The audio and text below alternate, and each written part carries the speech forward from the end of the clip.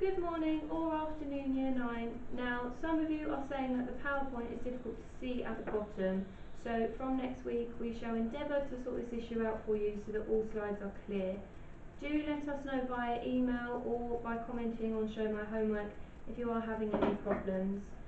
So lesson 3 on the 26th of March is about building tension by using the present participle to vary your sentence starters. Now, I know that some Year 9 students have looked at this already, however, a recap is always really useful. So, to start, you can think about how these different body parts may change and react if you are feeling nervous or scared. You may want to just note this down or use a mind map. There is an extra challenge at the bottom to write a sentence implying that you are scared through the description of your body, so definitely have a go at that.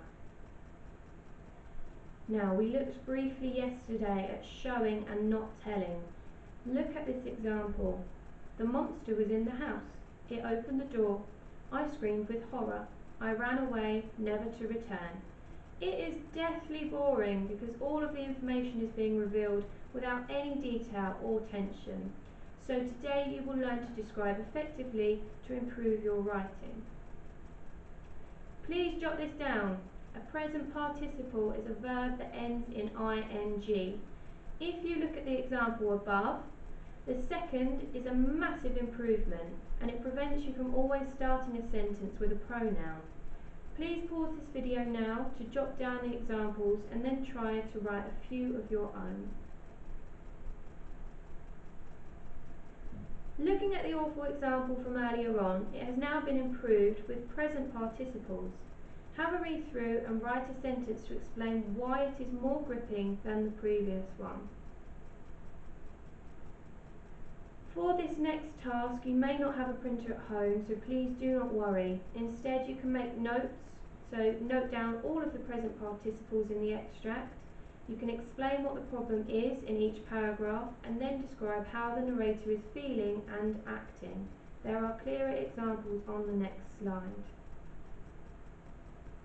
Here are the answers. Please do check them thoroughly.